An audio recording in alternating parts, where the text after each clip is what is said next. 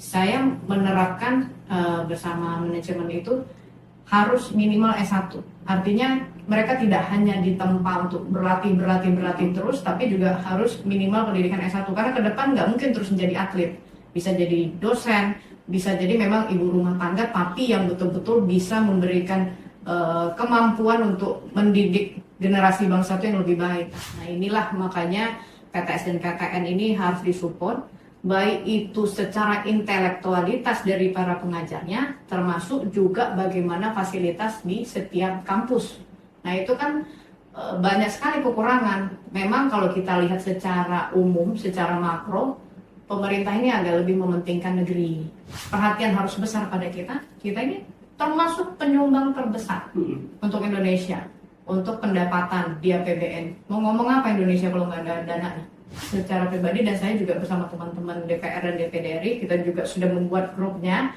Itu kita akan menyampaikan untuk membuat revisi daripada Undang-Undang Minerba, supaya juga termasuk juga PMK.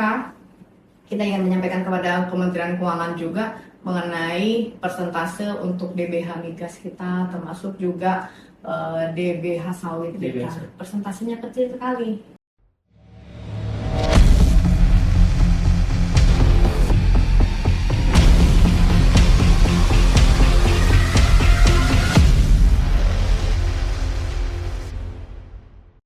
Dr. Carmela Sari, anggota DPR RI Komisi 10 DPR Riau. Siaga. Alhamdulillah. Terima kasih Kak sudah hadir di studio kami. Ya, makasih juga udah diundang. Udah lama ya. Saya Udah. juga di sini berapa tahun waktu itu? 3 tahun. 3 tahun lah ya. Terima kasih Kak. Makasih banyak. Genap Kak kakak sebulan di DPR RI. Ya. 1 Oktober, 1 Oktober. sekarang tanggal 6. 6. Gimana Kak atmosfer di Senayan? Alhamdulillah, kalau secara ini agak beda ini. Kalau DPR RI itu hampir 60% incumbent. Kalau dominan, kalau daerah itu kurang lebih 30% yang incumbent. Berarti artinya kepercayaan, bisa kita katakan kepercayaan strategi dan lain-lain itu cukup ini ya, DPR RI itu ampuh lah kalau untuk secara strategi, dan bisa dianggap lebih dipercaya lah untuk melanjutkan para incumbent, karena juga teman-teman di sana banyak yang 5, 6 sampai 7 periode.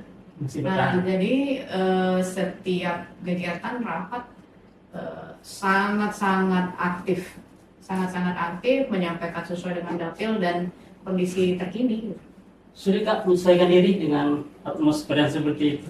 Alhamdulillah ya, karena saya juga sudah terbiasa semenjak 2009. Sebenarnya itu adalah hal yang sama, cuma skopnya lebih luas Nasional untuk ya? di DPR RI, ya itu satu. Mungkin juga kita tidak hanya menempatkan sebagai anggota DPR RI, kalau saya dari Dapil Riau, tapi juga harus melihat skop itu secara nasional, karena kita juga membawa nama partai, fraksi Golkar itu harus menyeluruh. Artinya dengan kehadiran kita cukup memberikan animo positif gitu untuk konstituen dan masyarakat Indonesia. Jenjang karir kakak ini kan ibaratnya disiplin lah Kak ya, runut sekali gitu. Dari Rohil gitu kan, dari Rohil provinsi akhirnya ke pusat.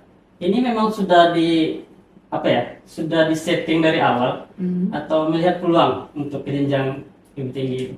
Kalau untuk legislatif itu tidak pernah harus tersetting. Artinya kita juga harus melihat sesuatu itu, melihat kondisi. Memungkinkan, Peluang lah ya. strategi, peluang juga harus dihitung. Tentu semua orang, siapapun juga ingin berkarir sampai kapanpun dipercaya gitu kan. Ya ini alhamdulillah ya amanah masih diberikan gitu. Ya Kak, sebelum kita bahas yang agak-agak berat nih, tugas-tugas kedewanan. Saya lihat media sosial Kak tadi malam. Kakak punya punya klub futsal. Ya. Apa motivasinya nih Kak? KS Futsal. KS Futsal. Carmela Sari Futsal. Udah lama dirinya Kak? Ya hampir 2 tahun. Jadi itu awalnya karena ini saya kemarin itu di Komisi 5 sempat jadi pimpinan. Nah itu melihat para atlet, saya lihat inginnya atlet ini ada sesuatu yang lebih.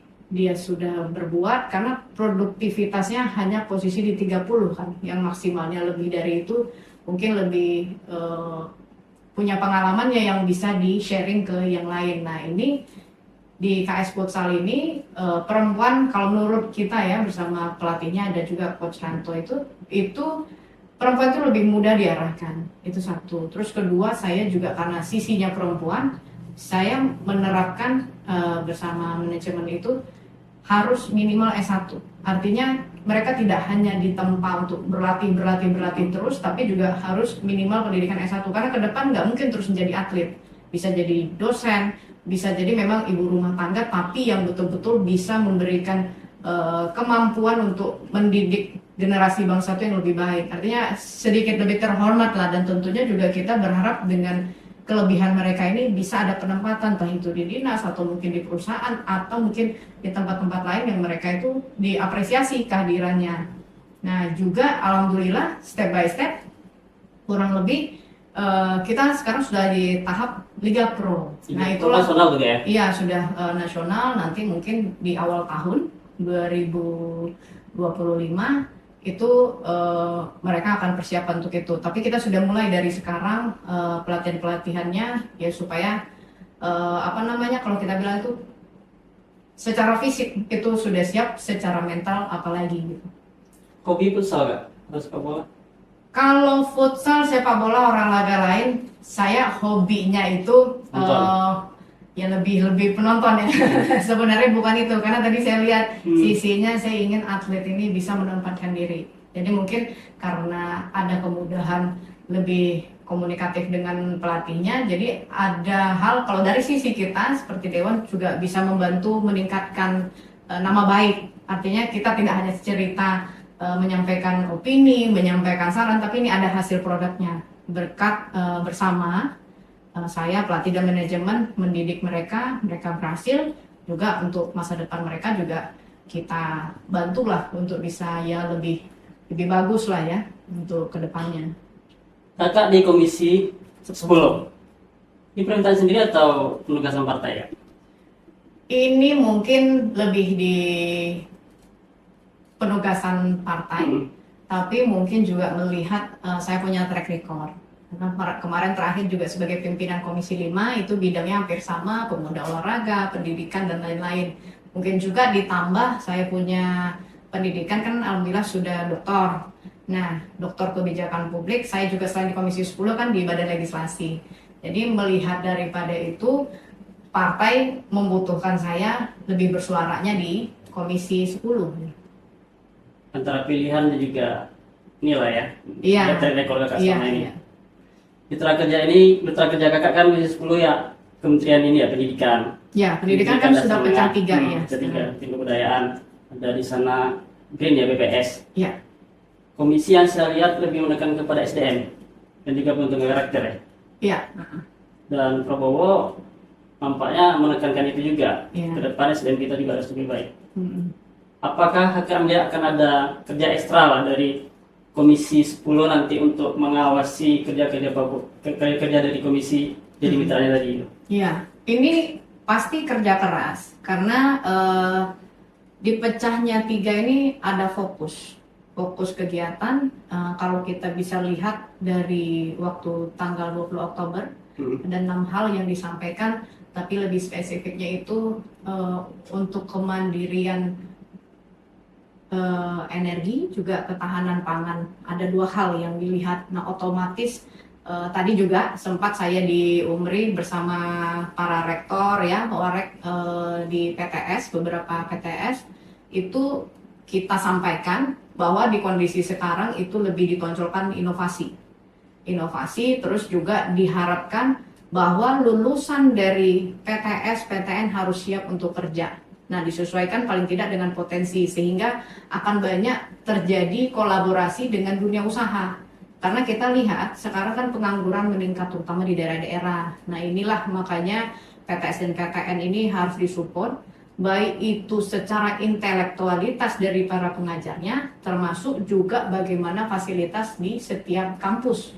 Nah, itu kan banyak sekali kekurangan. Memang kalau kita lihat secara umum, secara makro, pemerintah ini agak lebih mementingkan negeri, ya, lebih mementingkan beasiswanya, pasti negeri lah itu lebih diutamakan. Beda sama PTS dianggap dengan yayasan mereka agak Sama lebih diri. fleksibel, ya fleksibel lah untuk mencari dana. Nah ini sebenarnya pun kalau kita pukul ratakan, mungkin kalau di ibu kota ataupun di kota besar memungkinkan, tapi kalau di daerah rasanya sih dengan hal seperti itu kurang ideal juga untuk penilaian seperti itu. Nah makanya tadi kita menengahi atau memberikan solusi, apakah revisi undang-undang yang kita perlukan untuk bisa meningkatkan peran serta PTS juga gitu, dan perhatian pemerintah untuk lebih meningkatkan kemampuan PTS.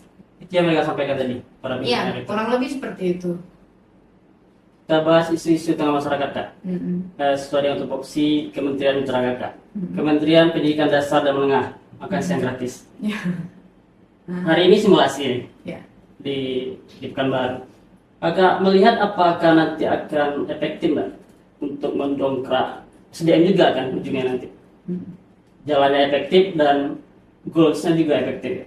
Ya, sesuatu efektif apabila sudah berjalan, ya kan? Makanya dilakukan simulasi. Nah, suatu hal baru pasti ada pro kontra, tentu juga harus ada perlu penyempurnaan. Nah, makanya itu sekarang hal-hal seperti ini kita lihat pemerintah kenapa membuat itu stunting juga tinggi. Nah, stunting yang tinggi artinya kita harus membiasakan sesuatu yang bergizi. Jadi mengajarkan dengan teori harus juga kita membiasakan dengan kebiasaan. Nah, kalau misal paling tidak kita bikin program itu entah itu 6 bulan atau mungkin setahun dan lain-lain, itu juga akan menjadi kebiasaan. Karena memang faktor kenapa sih adanya stunting dan lain-lain itu bukan hanya karena ketidakmampuan ekonomi membeli suatu bahan bergizi, tapi juga kadang-kadang cara parenting ininya lah, Pola asuh ya. pola asuhnya yang salah, kadang terlalu cuek mengikuti apa maunya anak, atau mungkin lifestyle yang berubah. Nah itu hal-hal itu harus dibiasakan. Jadi menurut saya tentu presiden ya membuat kebijakan sesuatu hal yang baru, ini kan cukup baru nih, nggak pernah dilakukan oleh presiden-presiden sebelumnya. Nah ini tentu juga menjadi atensi kita bersama untuk keberhasilan ke depan lah.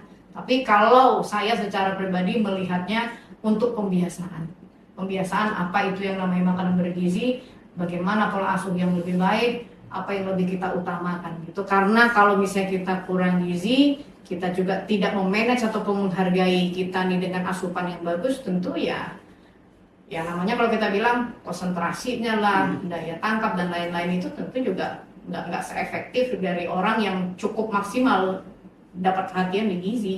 Kalau anggaran Kak aman nggak? Tentu sudah diamankan. Namanya nggak mungkin nama baik kan, membuat sesuatu kan harus ada perencanaan. Nah itu pasti sudah diamankan. Sistem zonasi Kak di BPDB masih layak nggak dipertahankan Kak? Nah, di tengah ini Kak, di tengah belum adanya pemerataan jumlah sekolah ya. Selain ada dipertahankan BPDB. Nah, PPDB ini agak unik juga ya, pendidikan di Indonesia ini ganti menteri, ganti kurikulum, banyak hal-hal yang berubah. Sehingga kemarin itu kita RDPU, kalau istilahnya sana rapat dengar pendapat umum, memanggil pihak-pihak terkait untuk memberikan masukan. Hampir semua banyak keluhan, terus saya melihat sampai berjam-jam, 4 jam mendengar itu hanya satu hal yang baik, bahwa kita ini tahan stres untuk pelajarnya kita dibandingkan Korea Selatan dan Jepang. Nah, jadi kita lihat kalau banyak negatifnya, artinya harus ada perbaikan. Bukan artinya kita menghilangkan, mungkin bisa mengembalikan dan dimodifikasi. Nah, ada 2 hal yang di Komisi 10 itu kita menyorot untuk zonasi, terus juga yang kedua masalah satu lagi itu ya, kurikulum.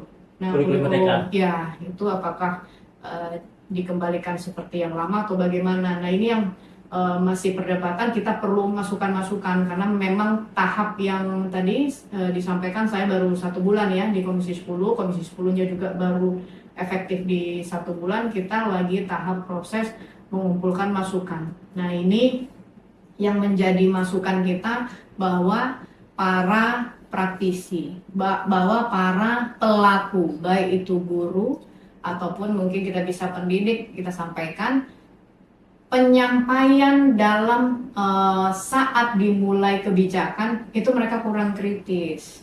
Nah, sehingga begitu sudah diketok kebijakan, dilaksanakan, keluhan makin banyak.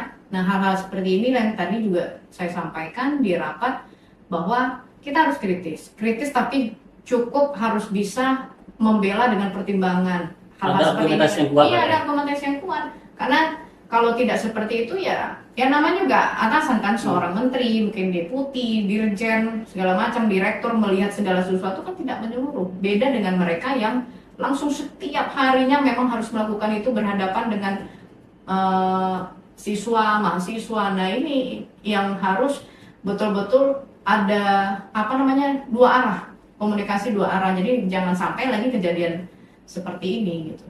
UKT mahal Kak? UKT mahal, nah inilah UKT mahal. PTS juga tadi pada bilang banyak sekali jalurnya nih kalau negeri, sehingga akhirnya kita nih dapatnya sisa-sisa. Artinya sisa-sisa adalah mereka yang dapat istilahnya kalau kita bilang mahasiswa yang cerdas itu masuk ke negeri. Nah, kira-kira mungkin nggak mampu atau apa, baik mungkin secara ekonomi dan mungkin daya pikir, mereka ke swasta. Jadi akhirnya ada tadi usulan juga, mohon juga dipertimbangkan swasta ini gitu. Jangan semua apa-apa negeri, sudahlah bantuan lebih banyak ke negeri, termasuk juga UKT yang seperti itu. Nah, ini yang kalau kita bilang harus ditengahi lah, supaya dua-duanya sama hidup, dua-duanya tetap kreatif dan inovatif lah untuk menciptakan SDM yang unggul. Kementerian Kebudayaan enggak? Ini baru ya? Sejak Republik berdiri baru kali ini ada Kementerian Kebudayaan. Menurut Kakak apa sih motivasi seorang Prabowo untuk membentuk Kementerian Kebudayaan ini? Apa hanya ingin fokus di kebudayaan, mungkin kebudayaan benda gitu kan? Atau mungkin ada hal lain gitu? Bentuk karakter mungkin ya? Budaya disiplin, budaya saling berbagi gitu. Apa itu yang Kakak lihat sebenarnya? Ya, kalau kebudayaan ini kan adat leluhur kita. Jangankan kita cerita Jawa, apalagi dengan suku Bataknya, suku Sunda dan lain-lain. Kita Melayu saja nih yang 12 kabupaten kota, beda-beda ininya. Kampar seperti apa, Rokan Hilir, Inhil dan semuanya berbeda. Namun dengan adat dan kebudayaan ini menciptakan peradaban. Melihat sesuatu itu ada tempo selironya, melihat sesuatu itu ada sesuatu yang harus dituakan, ada sesuatu yang harus didahulukan, sehingga tadi yang seperti disampaikan karakter. Karena kita karakter sekarang sudah agak sedikit terpinggirkan karena semua serba IT. Nah, kalau IT kita lihat, jangankan orang lain, kita pribadi saja menilai, kita gampang banget skip berita, kalau nggak oke udah skip. Terus juga berita itu juga cepat banget kita scroll dan segala macam. Nah, itu secara tidak langsung merubah pola pikir dan kebiasaan kita. Jadi kita bisa melihat, kalau nggak penting, udah cepat kita selesaikan. Nah, kadang penyampaian kita ini kan harus juga kita peka. Bagaimana kita penyampaian pada orang tua, kalau misalnya kita tidak mengomongkan sesuatu, boleh nggak dialihkan? Nah, cara penyampaian ini kadang-kadang anak-anak suka kurang, generasi sekarang agak kurang untuk penyampaian. Kalau tidak cocok, termasuk juga berita. Lebih instan melihatnya, tidak detail seperti dulu. Dulu kan ada korannya, ada berita, ada apa segala macam. Sekarang judulnya saja dibaca. Nah, judul aja lihat. Jadi akhirnya melihat sesuatu tuh dipotong-potong. Dan artinya kalau melihat sesuatu dipotong-potong, mengambilnya kan sesuai persepsi sendiri. Ya tidak melihat secara seluruh. Tidak utuh. Tidak utuh. Nah, kalau tidak utuh ya otomatis ya melihat itu tidak sempurna gitu. Sangat penting Kementerian Kebudayaan menurut Kakak. Penting. Kementerian Kebudayaan, malah kalau secara pribadi saya dengan dipecah-pecah seperti ini lebih fokus, karena dengan dana dulu kan 650 triliun, di situ ada Kemendikbud Ristek, ya berarti artinya all semua di 650 triliun satu menteri yang handle. Nah, sekarang masing-masing menteri artinya ada leader 3. Nah, inilah nanti yang betul-betul fokus dan mempertanggungjawabkan daripada anggaran yang sudah disiapkan, dan pastinya juga akan lebih mudah untuk mendengarkan, mengevaluasi daripada aplikasi yang sudah mereka set dari awal gitu. Isu kesejahteraan guru dan kriminalisasi guru. Ya. Sejahtera belum, rawan dikriminalisasi. Ya. Menurut Kakak akan ada produk legislasi yang ya akan dilahirkan lah di masa kakak ini untuk membentengi ini semua? Iya, kami ke depan memang Komisi 10. Kalau secara tahun 2025 kita fokus untuk Sisdiknas, terus yang kedua juga kepemudaan dan olahraga. Tapi kalau per 5 tahun itu kami ada mengusulkan namanya Undang-Undang Perlindungan Guru RUU. Nah ini kenapa? Termasuk kemarin waktu kita mendengarkan para stakeholder yang mereka pemikir atau pemerhati daripada tenaga pendidik, ada namanya Dewan Etik. Artinya mereka semacam dikasih imunitas lah. Sekarang ini kalau orang semua berpikir HAM, semua berpikir orang tua mungkin kebetulan orang tuanya posisinya lebih hebat dan segala macam bisa mengatur hal dan segala macam, ini guru lama-lama jadi nggak nyaman juga untuk mengajar. Ya? Nah, tapi jeleknya juga kita mengajarkan anak kita bahwa dengan power kita bisa menyelesaikan semua dengan cepat. Masalah itu benar atau tidak salah kita tidak mengajarkan. Nah, kalau dulu kita lebih banyak kekeluargaan. Ini gimana nih apa segala macam, bisa nggak seperti ini, dan kita mengajarkan bahwa anak-anak tuh mentalnya nggak cengeng. Nah, kalau misalnya ini kita biarkan secara gurunya juga nanti tidak nyaman dalam mengajar, ngomong dikit nanti dilapor polisi, ngomong dikit diminta uang entah mungkin 50 juta atau lebih, ngomong dikit di penjara ataupun ya segala macam. Nah, jadi hal-hal yang sepele seperti ini nanti akhirnya seperti tadi itu lagi, bermental cengeng. Dan kalau mengatasi solusi cari backup, cari orang yang punya power, iya kan? Jadi artinya pun tidak menghargai lagi orang yang baru tahap pertumbuhan ke atas, pasti nyarinya siapa teman yang hebat itu langsung diapain. Kenapa? Nanti suatu saat kalau ada masalah udah Cari backingan. Cari backingan. Jadi kan akhirnya tidak kreatif, ya kan? Akhirnya kita toleransinya juga akan lama-lama pasti turun. Untuk menghargai senior juga pasti akan turun. Kesejahteraan guru kak, terutama P3K honorer, Ya, masih jauh lah dari ya itulah tahap lah ya. Karena juga kesejahteraan kaitannya dengan anggaran. Memang secara struktur APBN juga kita bertahap. Ini unsur dari background kita lihat dari kepala negara kita, ada pebisnis juga. Mudah-mudahan dengan disupport tadi ada mandiri energi, hilirisasi, itu kan berkali-kali disampaikan di pidatonya, termasuk menteri juga, beberapa menteri penyampaian juga perpanjangan daripada hal itu. Ada hal dunia bisnis yang harus menjadi earning money ataupun mungkin tambahan pendapatan untuk APBN, karena kita tidak bisa terlalu menyandarkan diri pada pinjaman. Kalau hanya kemampuan kita bayar bunga kan repot juga, utang kan pasti akan bertambah terus. Nah, kalau dengan potensi kita bisa menjadikan added value, hilirisasi, artinya kita tidak menjual hanya mentahnya atau setengah mentahnya, artinya hilirisasi ini akan ada produk yang kita ciptakan. Nah, ini nilainya lebih tinggi daripada mentah dan setengah mentah. Nah, ini yang terus digaung-gaungkan oleh Presiden dan beberapa kementerian untuk mensupport visi misi Pak Presiden. Hilirisasi swasembada berarti ada tugas penting juga dari BRIN, Badan Riset dan Inovasi. Akan ada pemenahan kak untuk kakak di BRIN ini? Ya, di BRIN ini kemarin kan sempat juga ditegur terus dengan salah satu anggota dewan ya, pemanfaatan dana yang tidak semestinya tidak efektif dan juga tidak maksimal. Dengan angka 600 masih yang terpakai 100. Nah, sementara kita butuh yang namanya penelitian yang bisa kita manfaatkan untuk pembenahan dan juga perencanaan kita yang depan sesuai dengan apa yang dibutuhkan. Nah, inilah BRIN ini ada sekitar 4 dulu ya, 4 badan, 8 apalagi sih? LIPI. Iya, ada beberapa, ada 4 itu yang bergabung menjadi BRIN. Otomatis kan ini penelitian. Nah, penelitian ini yang harus betul-betul disesuaikan dengan potensi masing-masing daerah. Nah, ini yang harus dipertanggungjawabkan. Nah, ini bisa kita kaitkan kalau dengan sekarang digembar-gemborkan bahwa dosen harus S3. Kalau tidak S3 maka akan kembali menjadi umum, kalau nggak NIDK-nya dihilangkan. Nah, seperti itu. Nah, ini kan juga momok mereka adalah besarnya atau mahalnya jurnal. Nah, itu bisa bekerja sama dengan BRIN. Artinya kita bisa memilah atau menyeleksi mana dosen-dosen yang lagi ngambil S3 ataupun sudah mengambil S3 untuk mendapatkan atau membuat jurnal yang bagus, yang mungkin bisa dikaryakan, dilombakan, tapi ada tujuan yang mau dikejar sehingga bisa membantu kementerian-kementerian yang membutuhkan penelitian yang bisa dilaksanakan. Harusnya BRIN memang mestinya sangat strategis lah kayak untuk ambisi Prabowo ke depan. Iya, seharusnya sangat-sangat strategis. Sekarang kita bahas fisika. Posisi kakak sebagai anggota Dewan Dapil Riau. Menurut kakak, Prabowo akan sangat berpihak tidak dengan daerah-daerah yang memiliki sumber daya alam yang kaya gitu, seperti Riau? Pasti akan berpihak.